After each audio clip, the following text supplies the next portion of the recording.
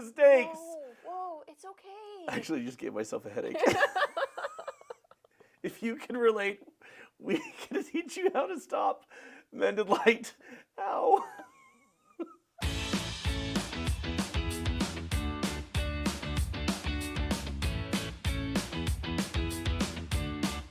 Have you ever done something you regret, and no matter how much time passes, you still cannot forgive yourself? Maybe you replay the mistake over and over in your mind. Maybe part of you believes, if I forgive myself, I'm letting myself off the hook. Or worse, I do not deserve forgiveness. And so you keep punishing yourself, keep carrying the shame, keep reliving the pain. But what if self-hatred is not helping you grow? What if it is actually keeping you trapped? Today we are talking about self-compassion and forgiveness and why they are deeply connected, and why learning to forgive yourself may be one of the most healing things you can do. Now, compassion is often defined as sympathetic pity and concern for the suffering and misfortune of others. And when we think about compassion towards other people, most of us understand it pretty naturally. Yeah. If someone we love is struggling, hurting, grieving, or carrying regret, we usually want to comfort them. We want to help them heal. But self-compassion means extending that same care inward. It means having concern and understanding for our own pain, failures, mistakes, and struggles. And honestly, that can feel much harder, especially when we believe the narrative, this was my fault. For many people, self-forgiveness feels difficult because deep down they believe love must be earned, that forgiveness must be earned, that worthiness must be earned. So instead of seeing their own humanness and learning from their experience, they punish themselves, and the punishment becomes identity. I failed becomes I'm a failure. I made a choice and I didn't like how it turned out becomes I am bad. And this is where shame grows. Because shame is not just, I did something wrong. Shame says, there is something wrong with me. And the problem is, shame does not create transformation. It creates hiding, defensiveness, avoidance, and self-sabotage. Okay, so I want to talk about the words good and bad and right and wrong. And what I'm talking about here is not moral relativity. There is absolutely good and bad in the world and right and wrong. The problem is we often associate moral judgment to non-moral questions. And we have an experience and we call it bad. We do something and we call it bad. And that all comes from judgment. Right. We call ourselves bad too. Yeah. And that is the antithesis of compassion. And so we are going to shift from good, bad, right, wrong to supportive versus unsupportive. This is one of my favorite things that I've learned from you that I use with my clients all the time, is to strip away the judgment that comes from I'm a good person, I'm a bad person, my behavior is good or bad, and go with does it help? Is it working?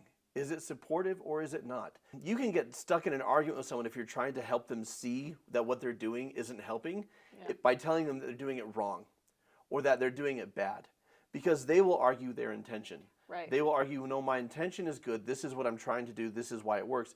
I sidestep that entirely and I just go, is it working? And they usually will go, no, it's not working. And then we have conversations about it's not supportive.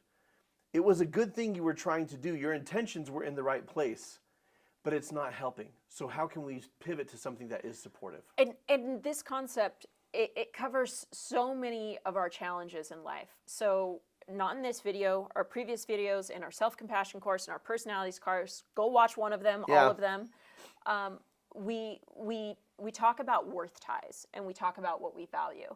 And if someone's trying to earn their worth and their acceptance and their belonging, and so they're trying to achieve a certain outcome and they don't even realize they're being transactional, or where they were raised in a home where they were told, oh, you have to achieve to have value, right? If you were raised in a very closer home, like I was. And so you see not achieving as bad or wrong. And in reality, that is a worth tie, right? It is definitely beneficial to us as human beings to have work ethic. But it is also beneficial as human beings to rest and to play.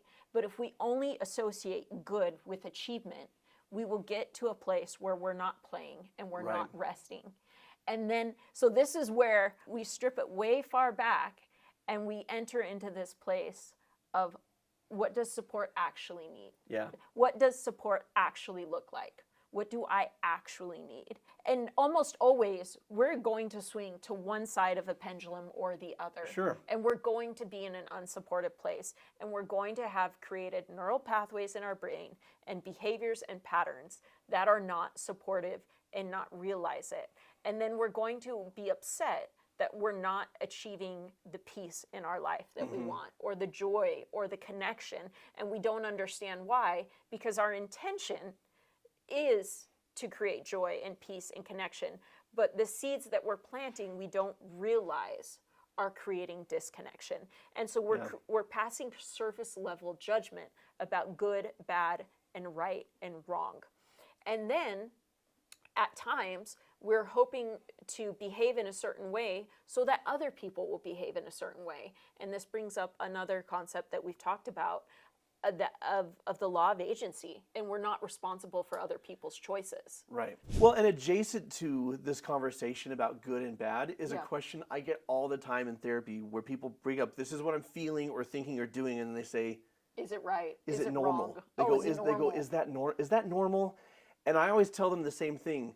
There's no such thing as normal. Because the assumption is normal is good and abnormal is bad. So they want to know is, do I line up with the majority of people? Right. Also, that's not always a supportive measure, because sometimes the majority of people are doing not smart things or not supportive things. And so I say the question to ask is it ethical, is it compassionate, and is it working? Yeah. That is the only thing to be looking at. Normalcy, there's no such thing. We're all different shades of weird.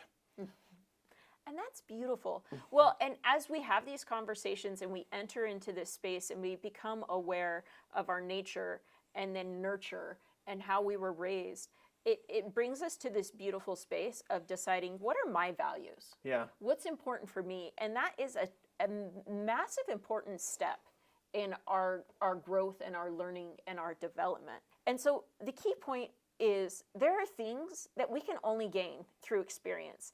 And that experience requires trying things out and failing and growing and understanding and getting back up. So often we may have a painful experience and then we're like, that's bad. Yeah. Right?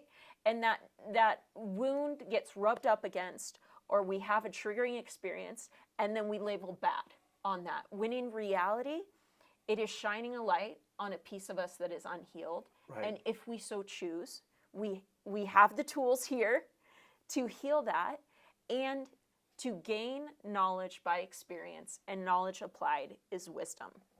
Okay, and one last little thought nugget is, we are going to redefine failure and success. And failure is choosing not to learn from an experience, and success is learning from it. Correct. That's all. Now, this is important, folks. A lot of people think self-judgment keeps them accountable, but in truth, judgment keeps us stuck. Compassion gives us the safety for growth. I want to talk about judgment versus curiosity. There's a quote from Walt Whitman that became popular again through Ted Lasso: be curious, not judgmental. Compassion is kindness joined with curiosity. And honestly, that mindset can completely change healing, because most of us approach our struggles with judgment. What is wrong with me? Why do I keep doing this? Why can't I just change? But curiosity asks different questions. And I love this space of asking questions. What pain is underneath this behavior? What need was I trying to meet? What was I trying to protect myself from? What survival pattern did I learn? That shift matters, because when we become curious with kindness, we create space for growth. As Shauna Shapiro teaches, awareness combined with kindness creates transformation, not awareness combined with shame. Okay, so next we're going to talk about healthy guilt versus shame. One of the most important distinctions we can make is the difference between healthy guilt and shame. Healthy guilt says, I chose a behavior that hurt myself or someone else, and I want to make it right. That kind of guilt can actually help us grow. It helps us take accountability, repair damages, and learn, and realign ourselves with our values. But healthy guilt is temporary. It serves a purpose, and then we need to let it go. Shame is different. Shame turns inward. Instead of focusing on a behavior, shame attacks identity. Not, I made a mistake, but I am the mistake. When talking about shame, I love to bring in the wise words of Brené Brown. She says, shame loves secrecy. The most dangerous thing to do after a shaming experience is to hide or bury our story. When we bury our story, the shame metastasizes. And what we don't need in the midst of struggle is shame for being human. If you put shame in a petri dish, it needs 3 ingredients to keep growing exponentially: secrecy, silence, and judgment. Shame dies when we tell our stories in safe places. And what makes a safe place? Compassion, empathy, and understanding. When shame comes up for you, find a safe place to tell your experience and reauthor your story with compassion. Super clip to the rescue. This clip from Top Gun Maverick. Maverick's been doing exactly what we talked about. In the first film, Goose dies in a flying accident. And even though Maverick is cleared that it's not his fault, he still carries within him this belief that it was, that he could have done something different. And that guilt... He's taking responsibility for something that's not his responsibility, and then the shame and the unhealthy guilt. This guilt and shame is compounded by the presence of Rooster, call sign Rooster, who was Goose's son. Maverick feels like, I deprived this young man of a father, and I don't want him dying the way his dad died, so Maverick holds him back in the academy and tries to impede his career. Why? Maverick keeps making decisions based on his guilt, his shame, his self-loathing. And judgment. Like, And it's all judgment. wrapped up. It's all wrapped up in judgment.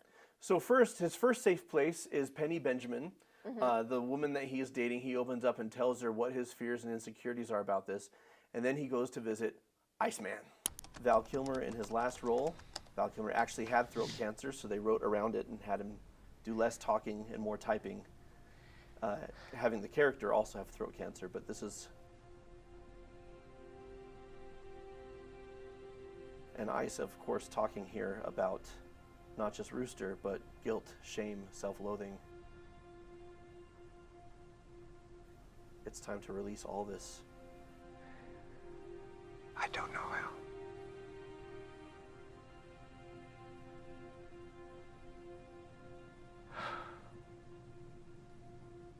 This is a safe space. I want you to pay attention, everybody, to the way Val Kilmer plays it.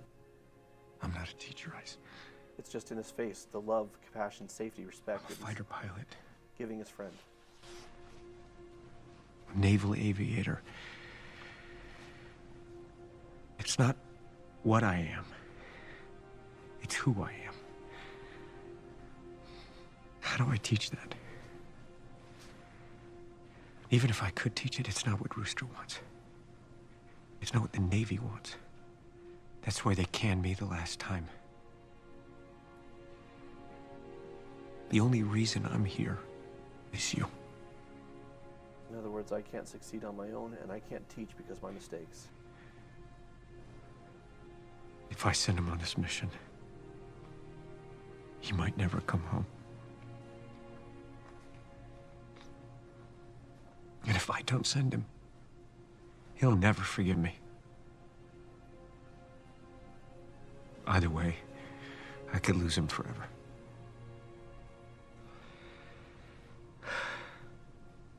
So first of all, again, you can see in Iceman's face that he's got nothing but empathy. There is no judgment there as his friend works through this. And in some ways, the throat cancer makes him the best active listener there is, because he just sits in silence as his friend like works through things. But there's also this recognition, something that you talk about a lot, which is there are things that are outside of our control.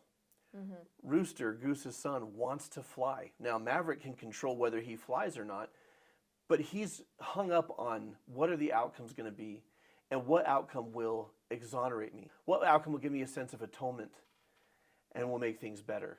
Yeah. And Ice just keeps saying quite simply, it's time to let go. Right. And when he's trying to control things outside of his control, he's trying to control Rooster's desires. He's trying to make any of the paths safe, and it's not his place. It's not any of our places. What he can control is the recognition that every choice he made with love in his heart and good intentions for the people he cares about. Even the decisions he later regrets, wishes that he had done differently, but that's just experience. Right. That's just learning. It's time to let go. Talks to me about shame. That none of us are unworthy of love, unworthy of devotion, unworthy of belonging, even with our flaws, even with our growth opportunities, even with our missteps.